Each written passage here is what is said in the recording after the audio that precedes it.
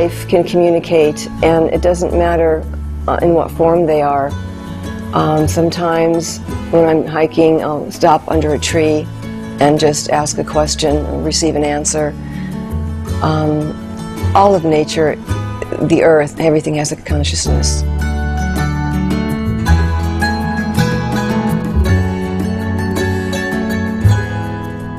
Hello, thoughtful viewers, and welcome to Animal World, our co-inhabitants.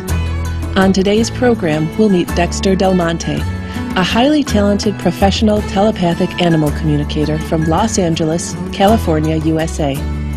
An artist, teacher, and longtime practitioner of meditation, Miss Del Monte has taught thousands of school children in her city how to care for and communicate with animals, as well as introduced them to art, yoga, and meditation. Adhering to the principles of ahimsa, or nonviolence, she lives a vegan lifestyle and avoids all animal products. How do we know when an animal is communicating with us telepathically? Dexter Del Monte says we can receive their messages in a number of ways.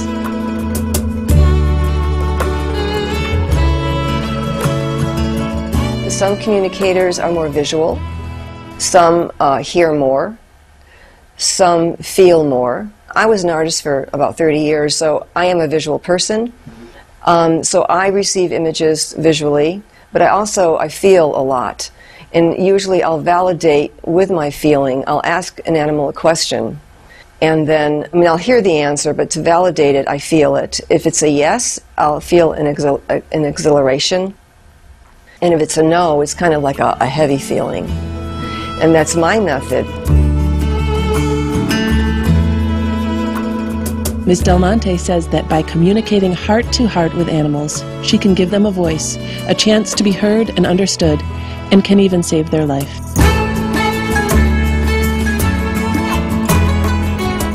When a behavior problem arises, like an animal's urinating on the bed, and people don't understand that the animal's trying to communicate, so they take them to the pound, or they get rid of them. So I thought, if I could bridge this gap, if people can start realizing that animals have feelings, this is such an important thing. They have opinions, they have thoughts, and I really wanted to help. I wanted to enlighten. It's becoming more and more accepted now, and it's wonderful that it's spreading. Another cat told me that she missed going outside, that they were in a new home now. I had no idea that they moved. The person didn't tell me. The cat told me. And she showed me this outdoor space that she didn't have access to anymore. And, she was urinating all over the house. She was not happy. And so I asked the person, did you have a space before where the cat had access to the outdoors? And she said, yeah. But we don't anymore. We moved to this house. And I said, well, your cat really wants to go out. And so she put a harness on her and started taking her out, and the urination stopped.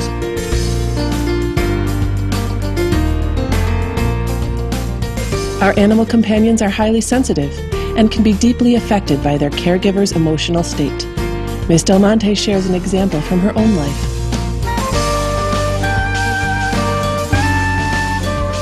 They are so in tune with their bodies, with what's going on. And that's why so often they'll pick up our imbalances and act them out, because they're so sensitive. And so you really need to watch yourself. And I had a cat, Bubba Louie, actually. He'd be gone every day from 9 to 5. I thought he had a job. Where does this cat go? And it turned out, and I found this out through another communicator, there was so much tension in the house. My partner and I at the time fought a lot, and he just couldn't handle it. It was just too stressful for him.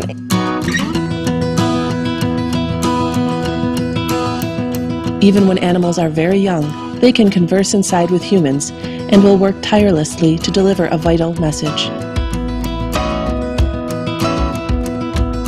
I was house sitting some cats, dogs, and one cat just had a litter. So here's these like 2-month-old kittens, and I just fed everybody, and I'm doing the dishes, and then there's one kitten mewing in front of the refrigerator. He wouldn't stop. About 10 minutes went by, and he just wouldn't stop mewing, staring at the refrigerator. And I looked at him and I said, "What is your problem?" They were all black and white, tuxedo cats. all of a sudden I got this image of another little tuxedo inside the refrigerator. And I thought, oh no. And I opened it up, and sure enough, he came tumbling out. I mean, 2 months old. And he's telling me, he opened the refrigerator. Are some species more talkative than others? The answer may surprise you. Horses seem to be very talkative. I've had cats that talk a lot and others that don't say very much. It's just like people, really. I don't see any difference between any of them. I've talked to lizards. I talked to a snake once who was lost, and birds. They describe their surroundings just like a cat or dog would. So I don't see any difference between the species at all. And I have no preference. It's always exciting. Yeah. When an animal companion is lost, Miss Del Monte can remotely connect with them in order to help reunite the caregiver and their beloved friend. It's always good to have a picture, especially if the eyes are looking in the camera, so you could really tune into their energy. But I found lost animals without a picture. One time there was 2 dogs and they were running, and all they showed me were bare trees, green buildings, and I got that they were like a mile away.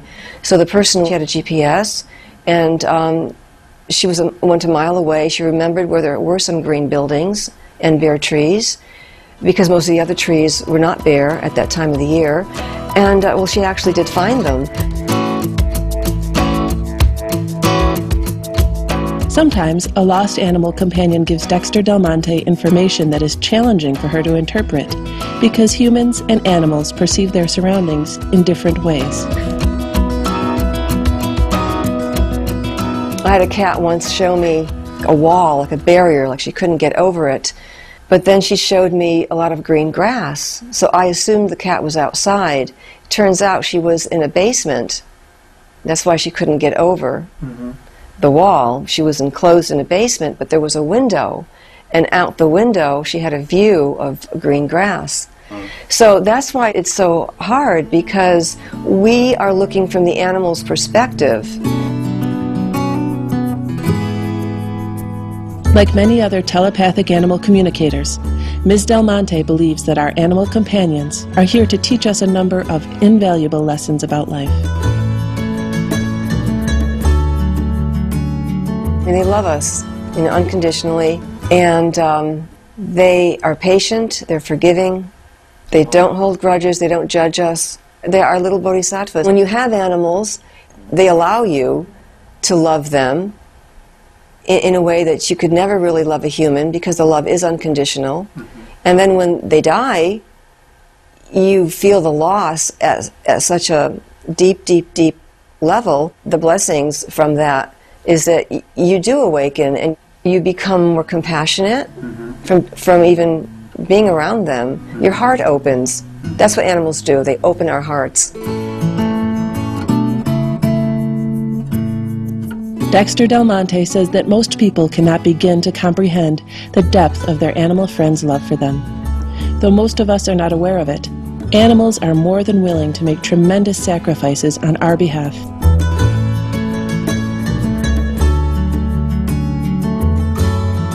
They are very sensitive beings, and they know what you're feeling, and sometimes they will take on your illness.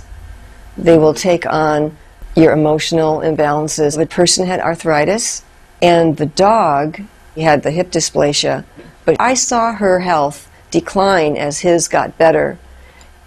And finally, he says, "Mom, it's completely gone. I feel great." His arthritis was gone, and the dog couldn't barely walk anymore, and finally she couldn't walk at all. And I remember that happened so vividly, yeah. So she really, I think, took it on for him. One time I had a splitting headache, and this was when Bubba Louie was near death. And I just went and laid down on my bed, and he hardly had any strength in his little weak body. He was so thin, and he got up on the bed, and he came over to me, and he put his paw on my temple, and he just kept it there. And I could just, feel his energy, and I just breathed in with his energy, and my headache went away. He was dying, and he did that for me. I mean, isn't that amazing?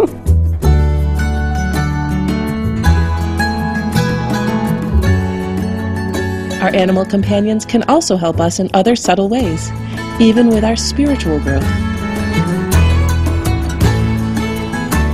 When you're not on track, they'll let you know. A couple of weeks ago, I was preoccupied again, stressed out, running around the house, doing 20 things at once, and right in front of me, O. Henry, my cat, peed. And I just looked at him, and I knew, and I said, "Thank you. I got it." Mm-hmm. I'll slow up and pay more attention to my surroundings, my life, take a breath. He got me on track again. Mm-hmm. And they do that all the time. So they really have enhanced my spiritual life. Dexter Del Monte believes that we all have the ability to communicate telepathically with animals. But how exactly do we rediscover this inborn gift? People need to slow the chatter in their mind and become very still. And as you know, we process, I don't know how many thoughts a second. Our mind is very, very busy. We don't even know how busy our mind is. So when you start stilling the mind, that's why meditation is really essential, some sort of meditation if you want to really communicate with animals. Mm-hmm. Because you have to get quiet because that's where they're at. Mm-hmm. And you have to get on the same wavelength that they're on. And then afterwards, with practice, you'll hear them more and more. You need to trust what you hear and feel, and the visions that you get.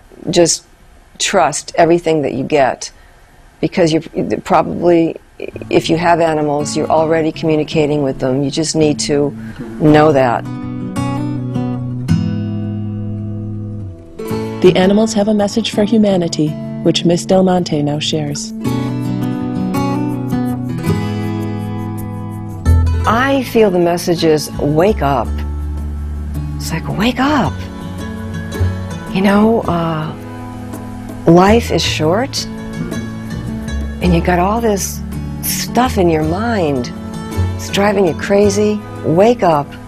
Be loving, be kind, and relax. Just relax. And love. That's the biggest thing. I think they are here to teach us that unconditional love.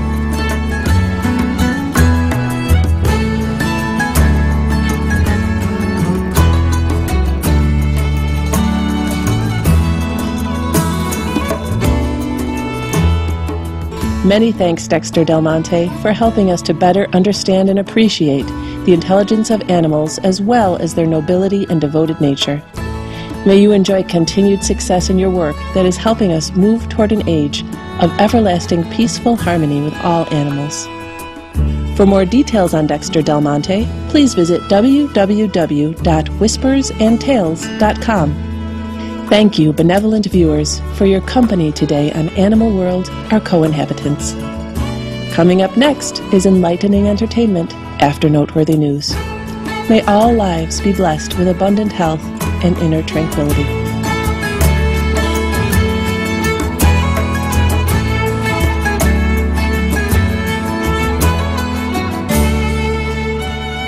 For more details, please visit www.suprememastertv.com/AW.